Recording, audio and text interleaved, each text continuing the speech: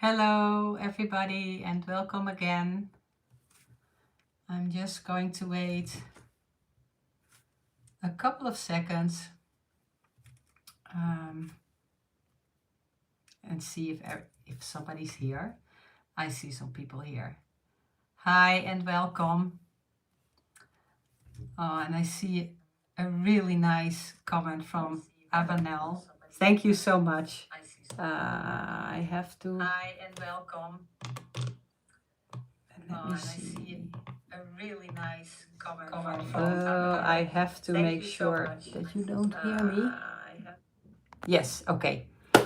This should be okay. I should be okay now. Thank you, Avanel, for that really nice comment. That's very much appreciated. Welcome, everybody. I'm not sure how many people will join in as summer has started, at least here it has. School vacation even started for part of the Netherlands, and but I'm happy you are here. So if you happen to be here by accident and have no idea what this is about,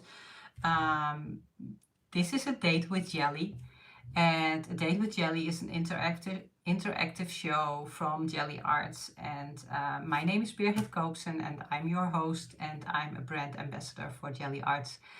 And how does it work? Well, there are a couple of ways you can ask me questions or ask Gelli Arts questions. First of all, you can follow us on Instagram at Gelli Arts, and about 2 weeks before the new show, there will be an opportunity on the Gelli Arts Instagram feed and also on my personal Instagram feed at Birgit_Koopsen to ask questions. And this can be any questions as long as they are related to gel printing. And during the show, I will try to answer those questions, and that can be in just explaining something, but that can also be by actually showing something. And during the show you can also leave a comment in the live chat, and I will go through the live chat and while during the show and try to answer your questions if I can. Dominique from Gelli Arts is also here, and she can also answer questions that come up in the live chat. And you never know, there might be actually questions in the live chat that are good questions for instance, a next date with Gelli. So that's basically what this show is. We also have a coupon code for every show, and today's coupon code is DWG711, and I see Dominic is just typing it in the chat. The code will give you 15% off your purchase on the Gelli Arts website. So 15% off your items on gelliarts.com. There will also be a giveaway, and the giveaway is a 5x7 plate and a set of stencils, and the winner doesn't get just one set of stencils and one plate, but you get 2 of each, so you can go on a date with a crafty friend and Gelli Arts. So to win the giveaway, you have to stay with me for the rest of the show, because at the end of the show I will ask a question, and the first one to type in the right answer in the chat will be the winner. So everybody has a chance of winning as long as you're here during the live show. So we can't you can't participate in the giveaway if you are not watching live. The giveaway goes out during the live show. So today we have a couple of fun questions that I will try to answer. And first, before I start with the first question, I'm going to check real quick in the chat if there's already maybe something that came up in the chat for me to answer. Uh, I see some really nice, hello everybody, hi Inge, hi Greetje, Mika, there are a lot of Dutch people I see here. Karen is asking how is the baby horse. Karen was in my online workshop, and so she knows that one evening I said I might need to go because my horse was due to get a baby, and the baby horse is doing very well. Thank you for asking, Karen. He's growing way too big already. I just want him to stop growing. um, okay, so the questions for today. Let me see which question I'm going to start with. There was a question, and it comes up a lot, and so I might have answered it before during one of these Date with Jellies, but I know not everybody is watching every month, so it might be worth answering it again.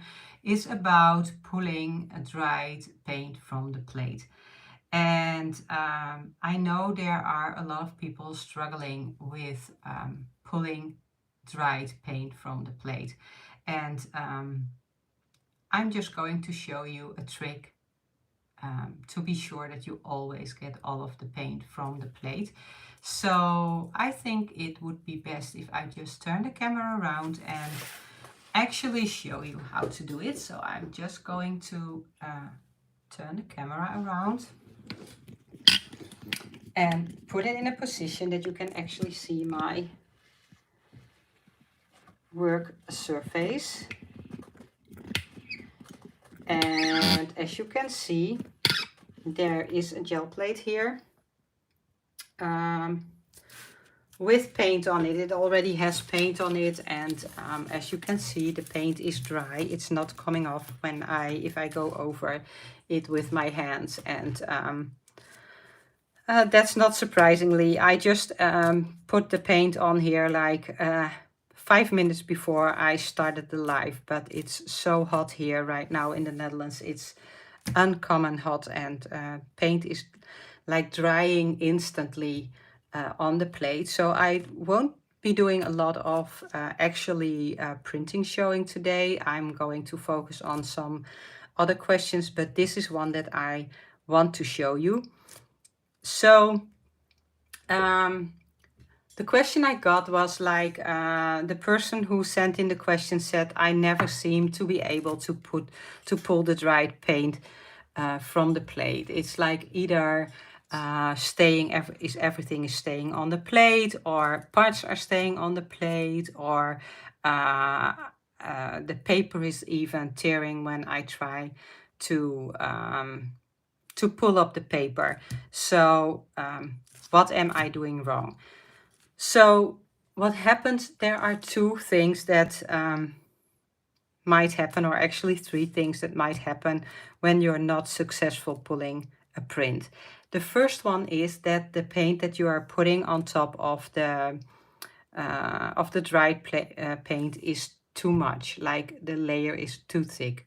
So what happens if you have a really thick layer of paint on your plate and you put the paper on top and you rub it, the paper is only able to pick up a certain amount of paint.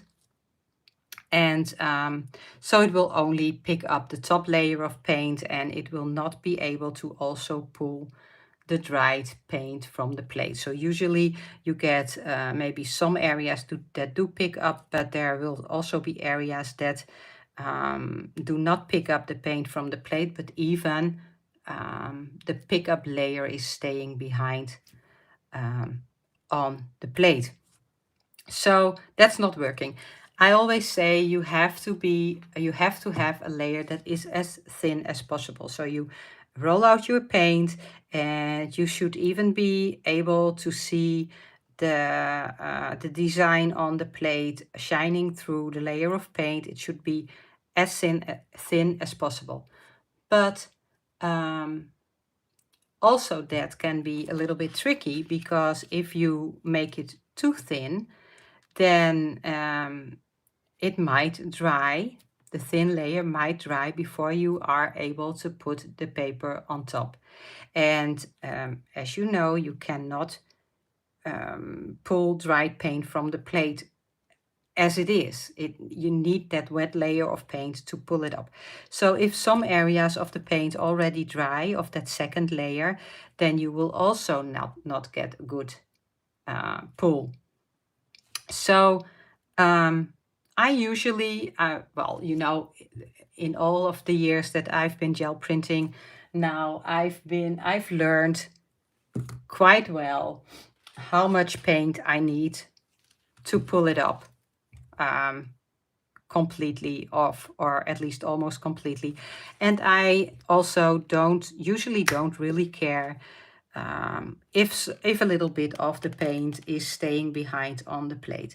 But sometimes you do have something on the plate that is so pretty that you don't want to risk not pulling up all of that paint. The best thing that you can do if you want to make sure that you pull up everything from the plate is to roll out the paint. And of course it needs to be a thin layer, but you don't have to worry too much about how thin that layer is. It's not really that important, because what you're going to do, and now I need some cleaner paper and I don't have any, so I'm using a paper towel. What you can do is actually put your paper on top, rub it well, and then leave it on there to dry. And with leaving it on there to dry, I mean that you wait until the paint on the plate has dried completely. So there's no wet paint at all between the plate and your sheet of paper. So with the how hot it is in this room right now, that will not take a long time, but there can be circumstances that it's colder in the room, or it's very humid, or whatever, that it needs a little bit more. So you have to be a little bit patient. But if you make sure that the paint is completely dry, then what basically happens is that your paper gets glued to the paint. So the paint is actually kind of a glue and it sticks to the paper, but the plate is made to release whatever is on there. So if the paint dries on the paper and you lift up the paper, then you will always pull all of the paint off. Now, some people say, well, if I do that, then my paper tears. And there can be two reasons that your paper tears. One of them is that the paint is not completely dry. And so when there is a lot of paint and it soaks into the paper and it's not completely dry, then your paper will turn wet. And wet paper tears easily. And then also there's the type of paper. Although I've tried successfully almost every type of paper, even tissue paper, to leave on the plate until the paint is dry, and it worked all. The only thing that did not work really well for me is like really old book paper. So I don't know if you ever had some like older books, but the paper in older books is like what I call soft paper. It has a little bit larger fibers, and it tears very easily even when it's dry. So if you use paper like that, and some types of cardstock are like that the paper is really soft and has a lot of fiber, that kind of paper is more likely to tear. So if you use harder paper with smaller fibers, that is like really compressed and very smooth paper, like this, for instance, is the heaviest type of copier paper. So it's just the heaviest type of paper that you can put into your printer. But even tissue paper, which is quite hard, quite smooth, with really thin fibers. If it's completely dry, you will be able to pull it up. And I think I dare pulling this up right now because I think it's warm enough in this room and the paper is probably completely dry. And it is. So, and then it also comes off very easily. As you can see, I can pull it up very easily, and my plate is completely clean. So all of the paint was pulled up with the with my paper. So that's my best tip. If you ever struggle with pulling up dried paint and you want to make sure that, absolutely sure that you get everything from the plate, just leave your paper on there. And if you want to be completely sure, you can even leave it on for overnight. You can leave it on for hours. It can't get too dry, if you know what I mean. So it can be not dry enough, but it can never be too dry. So you can totally leave the paper on to make sure that it is completely dry before you pull it. And that, of course, is also a great way to clean your plate. So let me see, because I saw some questions popping up. Somebody is asking about what tissue paper is in Dutch, and we actually also call it tissue paper, or it's also in English it's also being called silk paper, and that in Dutch is zijdepapier. So tissue papier or zijdepapier, or sometimes it's also, I think, called zijdevloeipapier or something like that. But if you would Google it in the Netherlands, then you could also just Google for tissue papier, and then you will also find it. Then Amanda is asking if this is cardstock, what I'm printing on. It's not. It's I think it's called card without the stock. I don't know. That is a different type of paper, but the one that I have here is actually printer paper, like copier paper, but then the heaviest type that you can put in your printer, and it's really thick and really sturdy. So it's perfect to make books and cards and stuff like that. Okay. Denise is asking about transparent colors. That's that's a question that actually kind of needs its own time to answer, because there is a lot of reasons why or why not you would use transparent colors or opaque colors. If I have enough time today, I will try to answer it. If not, then that would be a really good question for a next date with Gelli, and so I can actually really focus on that, because there are a couple of answers for that. Then I also see somebody saying tissue paper that has a shiny side.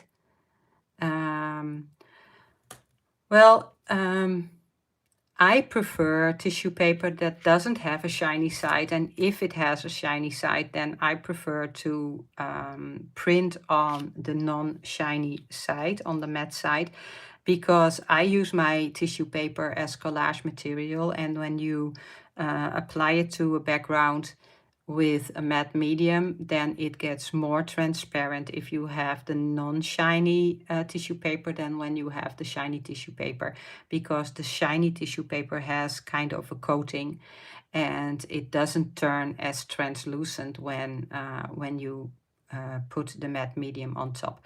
But I can totally get that when you use it for a different purpose, that you might actually want the shiny tissue paper. Then there was, I hope this answered the question about pulling the dried paint. And then there was a question about cleaning your brayer. So I have a couple of brayers here.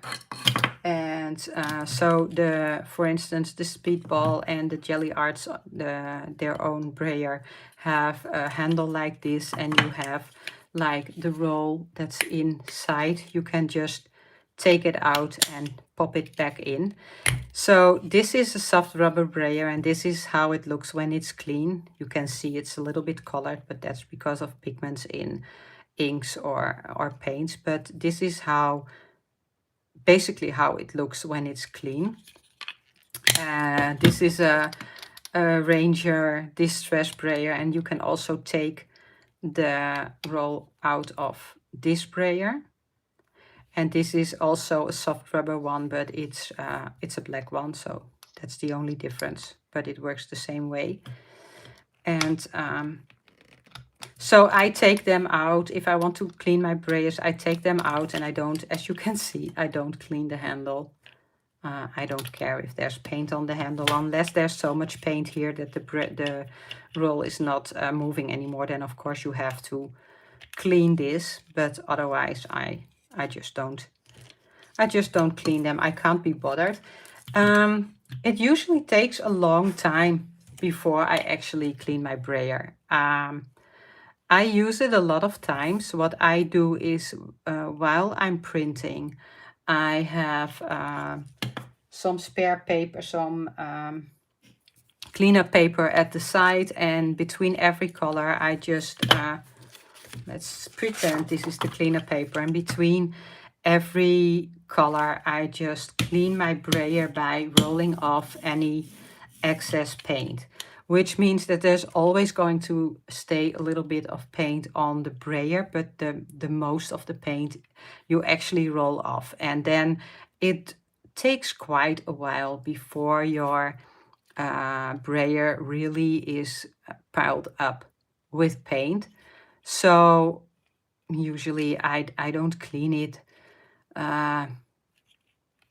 for, I don't know, sometimes I can do 10 gel printing sessions before I think, oh, my brayer is not working nicely anymore. As long as this is smooth, the surface of the brayer is smooth and it's rolling, then it's fine for me.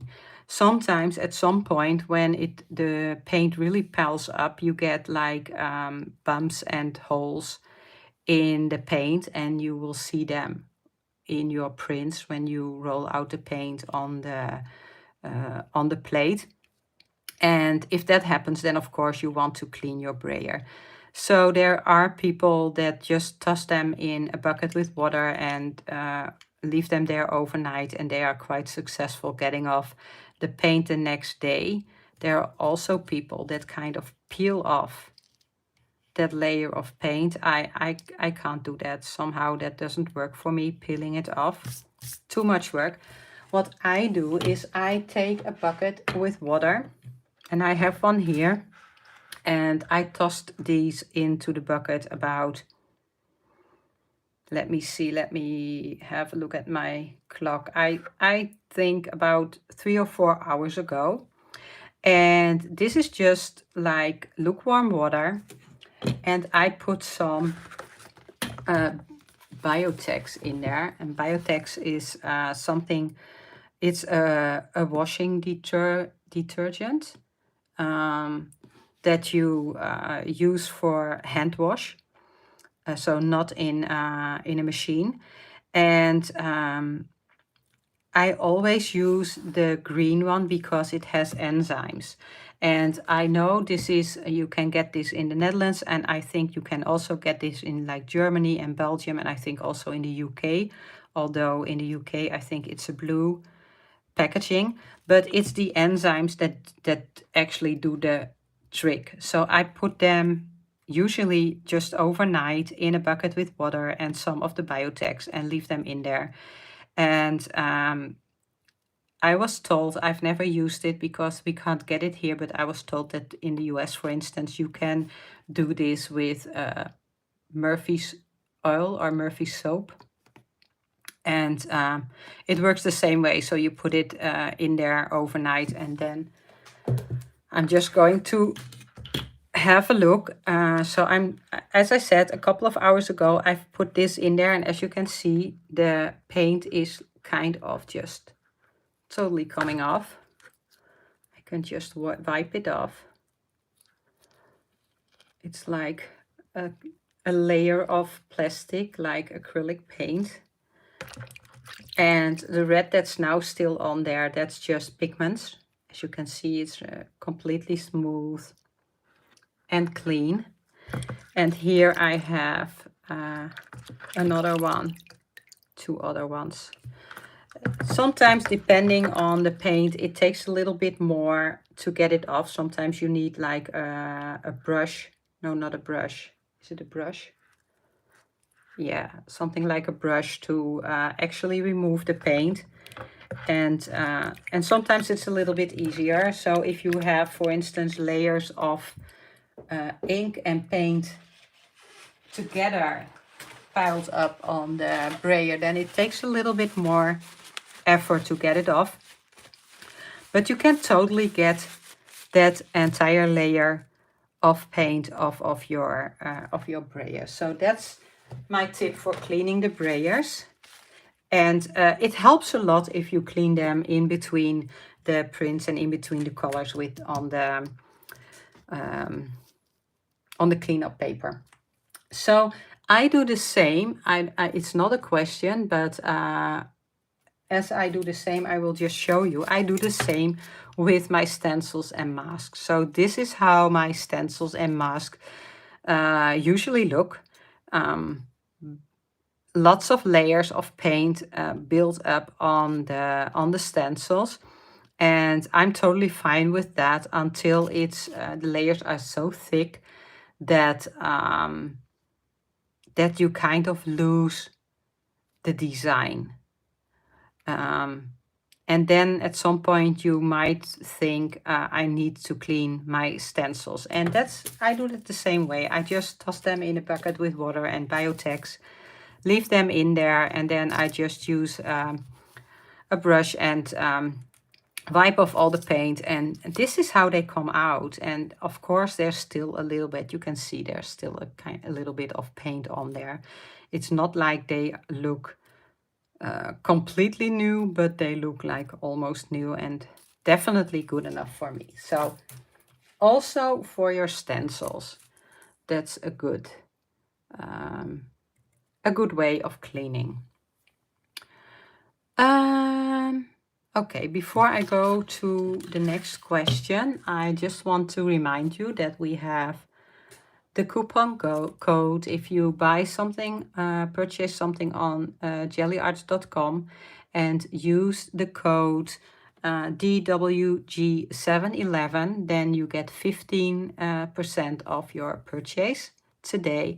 And I also want to remind you of the giveaway. So at the end of today's show, I will ask a question, and the first one to answer the question will win a 5x7 plate and a set of stencils, but not only one set of stencils and one plate, but you get two of each.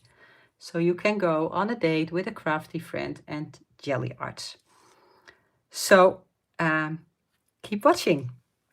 And then we have the third question, and the third question was, what can you do with your gel prints? And that's a question that I get so much, because, and I understand, because most of the time we show in our reels or in our videos, we show techniques and ways of using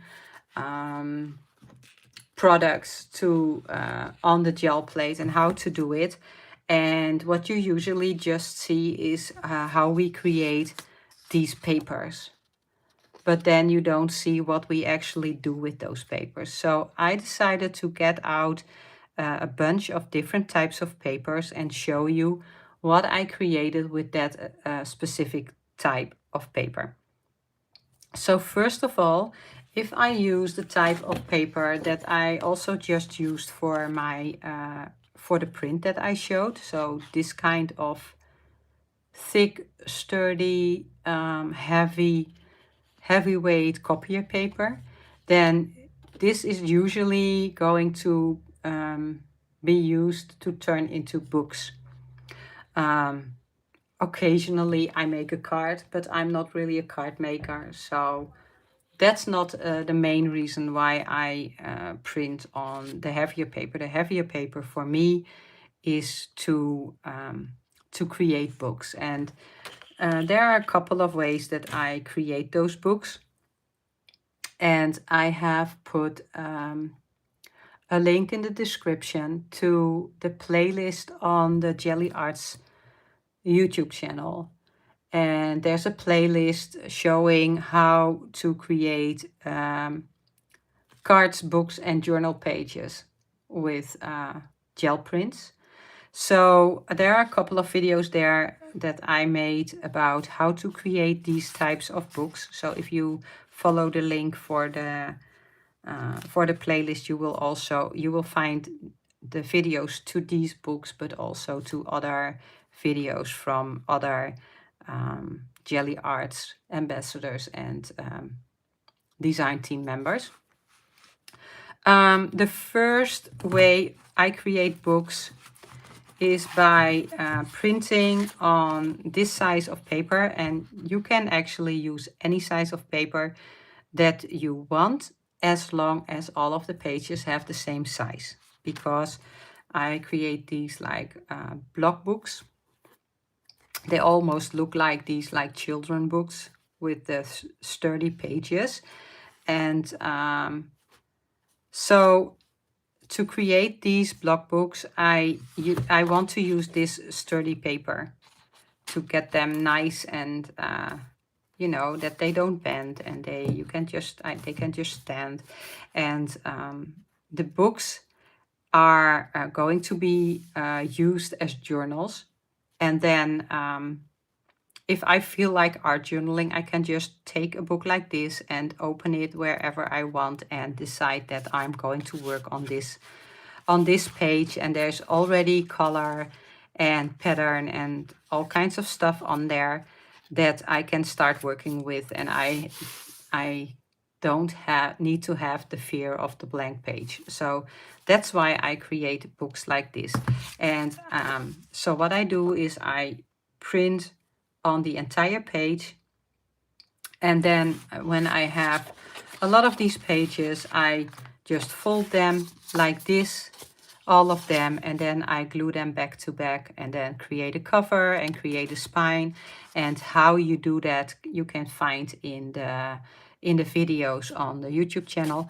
I'm not going to explain how I created all of the books. I'm just going to explain what I do with my prints with a certain type of paper. So this is the first type of book that I create. Then I also have these papers where I used a smaller plate, where the plate is smaller than my the paper that I print on. So I get this like frame. But then again, I'm going to do the same thing and fold the pages and glue them back to back. And then I get a little book where I have a frame around every page. Oh, this is upside down, as you can see. So this is also some pages I worked on already. Some pages I just started or I already finished. So there are a couple of different ones in here. So you don't need paper that is like completely filled with paint. You can also have pages with the border, like almost like a framed page. And also on the same paper are books that I don't fold the paper. So I have two different pages next to each other. Like, for instance, it could be like this in the book. And this is another way, a different way of binding the book. So here the pages are not glued together back to back, but there's like a kind of a hinge in between where you glue the pages onto the hinge, and then you will also be able to glue them back to back. There's also a video showing how to do this. Probably the the video showing this technique is actually a video where I created a tag book. But it's the same technique as when I use the tag book. Sometimes I add a thicker cover. So here I used cardboard to create a cover, so you get an even sturdier book. And then I have tags. I also love to print on tags, and with tags I even get more questions about what to do with those tags. People can't imagine what you would do with these tags. So I make tag books. I really like tag books. I mean, they are just like any other normal journal, but I just like that little extra with the hole and the edges here, the cut-off edges. So the tags are also going to be turned into books. And as with the book that I just showed, they are there. I create kind of a hinge that comes in between of the tags, and then so you get like 2 pages, and then you can glue them all back to back, and then you create a book like this. And as you can see here, I also have some pages that I worked on and finished, some that I only started or haven't worked on at all. And they can be all different techniques, different products. But of course, you can also totally dedicate a book to a certain technique or a certain product that you want to work with. Or you can make journals with a theme or something like that. That's all up to you. Then I have, for instance, when I have the larger sheets on the sturdier paper, so the heavier copier paper, then the paper at itself can become a cover for a notebook. So I have one here. I think there is a link to a Michael's class on the YouTube channel where I show how I create these notebooks. So they are very simple notebooks that you can create for a certain project, or to put in your color charts or specifics about products that you have or something, just like little thin notebooks. And I just fold the pages and put the papers in between, and then I used staples to staple them together and make books out of them. Then I also love to print, as I said before, on tissue paper. So here I have some prints on tissue paper. And as you can see, this is like really thin. So tissue paper is a collage material that I especially like to create backgrounds, because if you use tissue paper on your background, it totally sinks into the background, and you will not even feel where you go from one piece of paper to the other piece of paper, because it is so thin.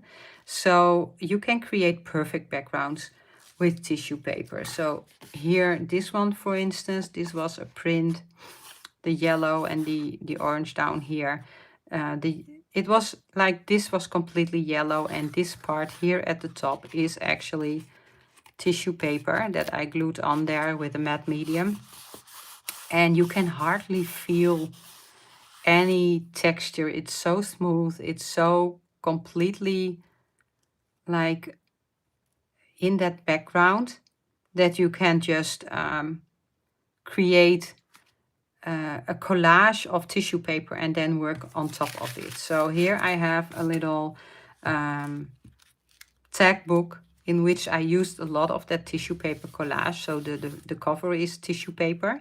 I actually used colored tissue paper here to to print on. And so these are 2 different sheets of tissue paper, and then the circles are also cut from printed tissue paper. But when I go over it with my hands, I don't feel, so if I close my eyes, I can't feel where one sheet of paper goes into the other sheet of paper.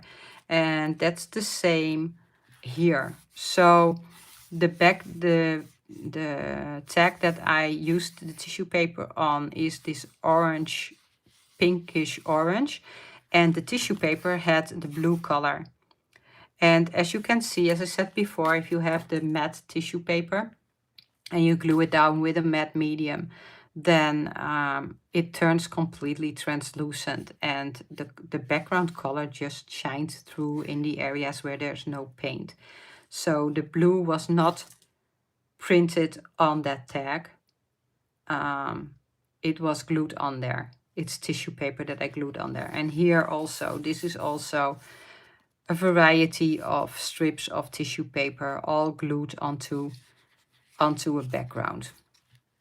And here again, this is all printed on colored tissue paper instead of translucent tissue paper. So you don't have that benefit of the translucency where you can still see the background, but you do have the benefit of the fact that it's going to be a really smooth background that you can then work on. And so this was also a background like that.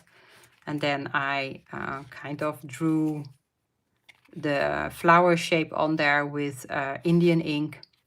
And the areas you see here, the colored areas, is the tissue paper from the background.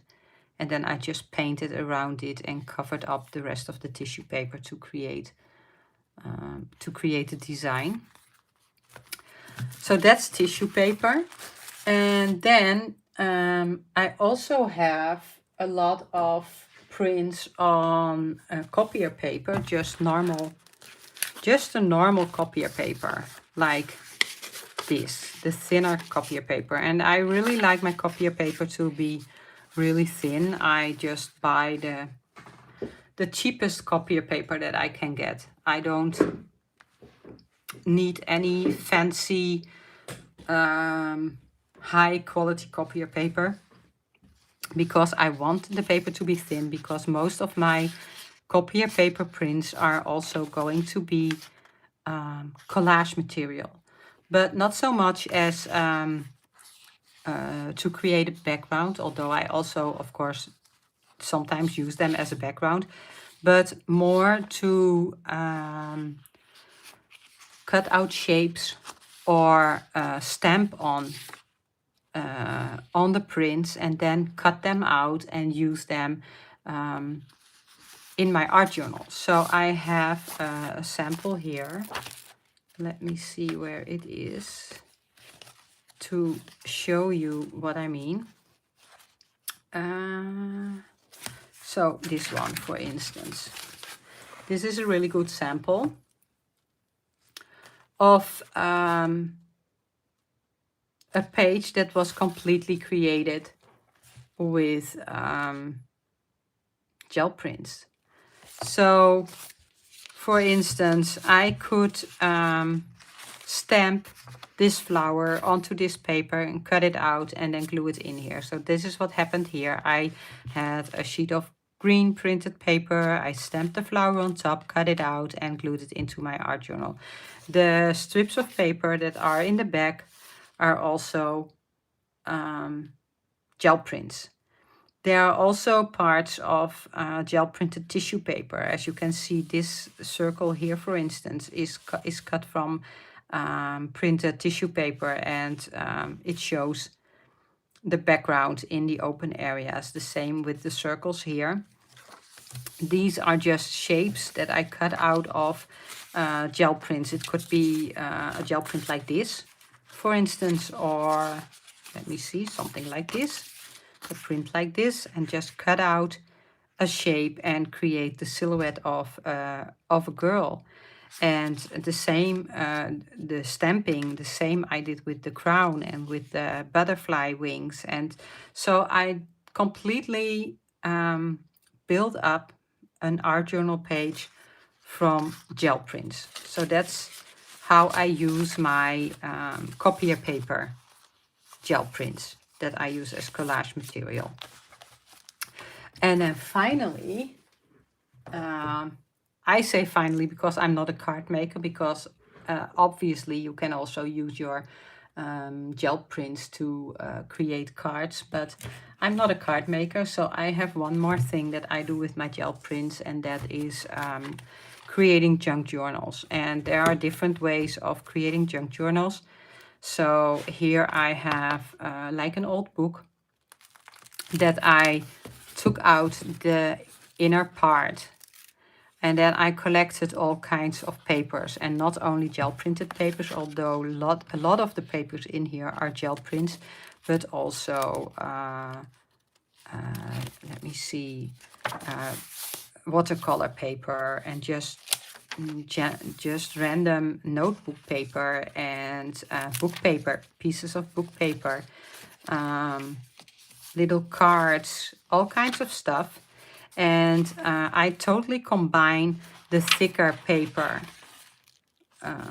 like the heavier copier paper and the more sturdy card paper, with much thinner paper. I also put thinner paper in there because it's a junk journal, and I can do all kinds of stuff in there, and make the pages sturdier.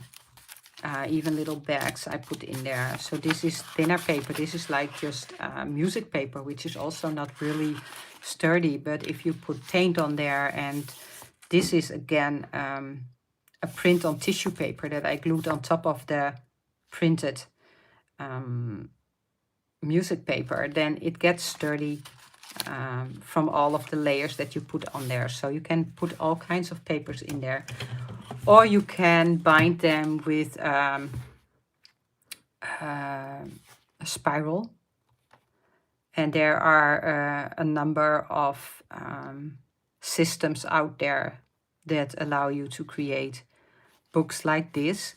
And again, here I put different types of paper in my little books, from gel prints and gel printed tags, and also a variety of other paper that I can work on, like just black paper, white paper, music paper, book paper, all kinds of paper. So this is also kind of a little junk journal. And then here I have a little tag book that is bound in a different way. And I'm sure there are tutorials. I made it after watching a tutorial online how to create this, but when you do it like this, when you sew it together, then you can also put smaller papers and folded tags in there, but you cannot do with the books, the tag books that are made like this. It's not easy to add smaller papers or different size of papers in these, but if you bind it in a different way, then you can also add different types of paper and sizes of paper in there. So I think that's all the ways of binding my books, and all the other things that I do with my gel prints. And I'm going to have a look now if there are any more questions that I can answer. So the first thing that I see is Julie asking, are you making the tags or are you printing on tags? I do both. I bought a big box of tags once at a wholesale company for packaging material, and they were called American tags, and they are like these. They are white with a little reinforcement ring, and I think there were 1,000 in there, so I still have some left that I can print on. But I also have, you can of course have one tag and use it as, how do you call it? As a model to to draw and cut your own tags. But I also have a die cut from, I think it's from Ranger. I think it's a Tim Holtz one, and it has a tag, I think this size. But there are many of those dies available. And if you have a die cutting machine like a Big Shot or a Cuddlebuck or something like that, then you can just cut your own tags. And the beauty of that, I mean, I have a lot of white tags that I can print on, but sometimes I'm making a book and I have like a really nice paper that I would like to include in my tag book. Like, for instance, what if I would like to have this one in my tag book? Then I can just cut it with my die cutting machine. And if you have, so this is like a standard size. I don't know right now. Let me see if I have a ruler here. So in centimeters, this is 8 by 16, and in inches, let me see if I have a ruler with inches here. I don't think so. There are inches on here, I think. Let me see. Yeah, there are inches on here. So in inches, this is 6 1/4 by 3 and a little bit. I never know how that's been measured, but it's 3 and then the first longer little line here. But I'm sure if you work with inches, you know what I mean. So that's like standard sizes, and you can get dies in those exact same sizes. So if you work on white tags like this, you can also use your die cutting machine to create the same size tags out of bigger sheets that you have already printed, and then incorporate them in your tag book. So the tags that I bought, they already have the reinforcement rings, but you can also buy. You can also at a bookstore or something, or what is it called, stationery store or something like that. You can buy these sheets with reinforcement rings, and then of course you can use them as they are, like this, white. But you can also print them. Like here I have a little sheet that I used to create. I don't know if I have the sample actually here. No, I don't think so.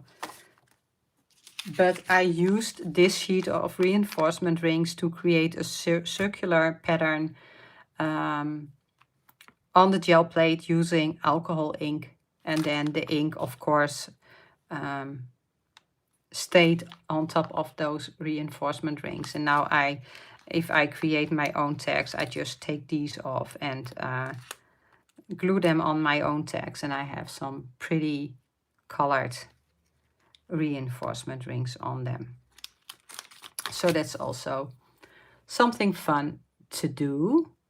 I see people asking if I sell my books. No, I don't. I had, for a while, I made journals like a little bit bigger than this, but with the rings, and I created journals like this, and I have sold them for a little while, but maybe one day I will do it again. But right now I don't have any journals for sale. And then let me see what other questions there are. Joe is saying, please explain about rolling on paint, that you should not roll paint back and forth. I know, yeah. So that's actually a good question, and I think I have time to answer that before I quit this today's show. So I think what Joe means is when you have paint on the plate, and you roll it out, you should not put your brayer down and then roll like this, because as you can see, there's not a lot of lot happening there. It's like kind of staying in the same place, and it takes a long time before the paint is spreading. What you actually should do, and also it's going to create this like oval shape, and it will remain there even if you spread the paint later. You will see some kind of oval shape in there, and that's because if you move your brayer like this, the paint is not going to be all around the brayer. It's going to be just in this little area, and so it's not spreading. So what you actually need to do is put your brayer down, roll, lift it up, put it down again, roll again, and do it like this, because then the paint is going to be all around your brayer, and it's better. You can spread it better on your plate and get a nicer and more even layer. So, and as what I said with the oval shape, you can see it on my brayer, but you can also see on my plate that you have this like outline here from that oval shape, because I didn't start spreading it in the right way right away. And now, because my paint is drying, it's going to be picked up by my brayer again, and I'm basically just spraying it off my plate again. So that's also something to keep in mind when you roll out your paint. Don't over brayer, because at some point your brayer is, the paint that's going to dry on your brayer is going to be sticky and picking up the paint from the plate. And then, as you can see, if you continue doing that, then you kind of just take everything off your plate. So you can imagine that you get these like open spaces in your paint because part of the paint is being picked up.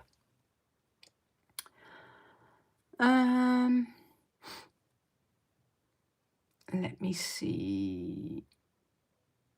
What if you have brayers that don't pop out of the rollers? Well, then you just put it with the handle into your bucket. I mean, these handles can totally are totally fine when you put them in the bucket. It's just they take room, and I don't think it's necessary, so I just pop them out. Also, because sometimes paint piles up here in that area, and then the roller is not moving anymore. It's kind of getting stuck in here. So I also want to make sure that there's no paint left in that area. But if you have a brayer that you can't pull apart, then just put the entire brayer into the bucket. You might need a little bit bigger bucket though.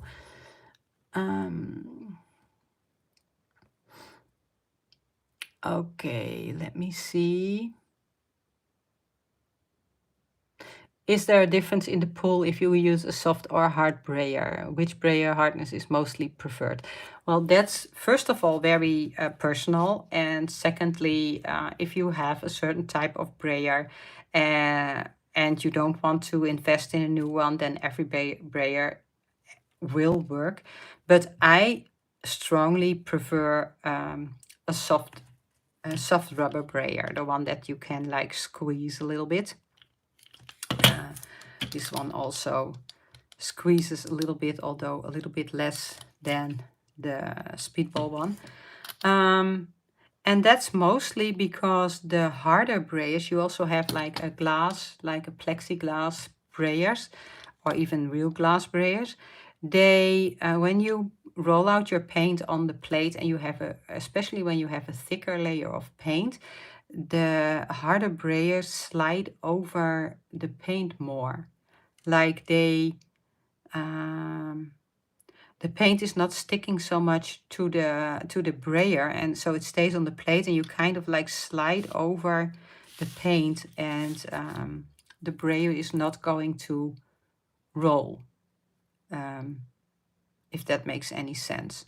So that's why I prefer the soft rubber brayer. That does not mean that you cannot use a harder brayer. If you have one and you want to start working with that, then that's totally fine too.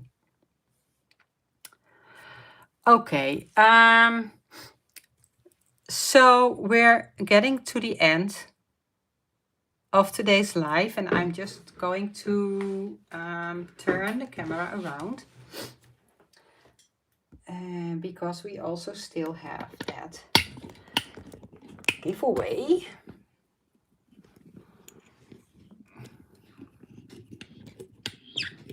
Okay, let's see if that...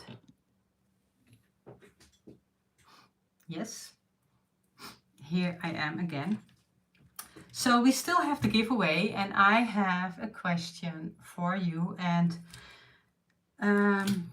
it's probably just going to be a wild guess, and the first one to type in the right answer is the winner. So have your fingers on the what's it called, the I have no idea what it's called in English, but where you can type in your answer. And my question today is, are you ready? The question today is, how many different shapes of gel plates are available on the Gelli Arts website right now? How many different shapes? And the first one to type in the right answer, the keyboard, that's right. The first one to type in the right answer is the winner.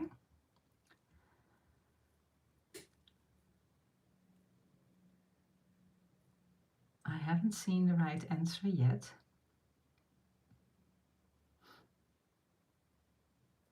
Still not the right answer.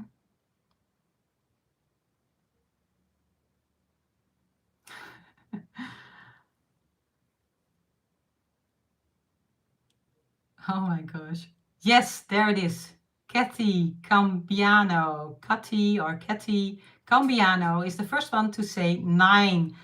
And 9 is exactly the right answer. Right now you can get on the Gelli Arts website a rectangle, a square, a circle, a triangle, an octagon, a quatrefoil, a diamond, an oval, and a hexagon, and that makes 9 different shapes. So Kathy,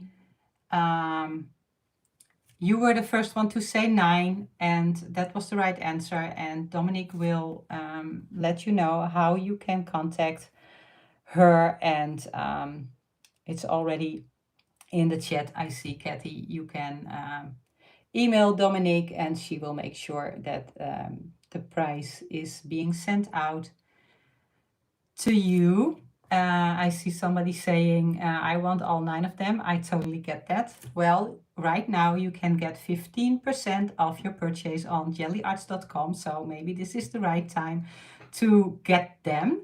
You can use the coupon code DWG711 for the coupon code. And so that's it for today. I will be back with a date with Gelli in August, and to be precise, on August 8th. And the live is already scheduled. So if you go to the YouTube channel and click on live, then you can already see the scheduled date with Gelli for August 8th, and you can set a timer and you will get a reminder just before the live starts. And then, so I hope to see you again then. And until then, I wish you a wonderful summer. That's it for today. See you soon. Thank you for being here. Bye-bye. Bye.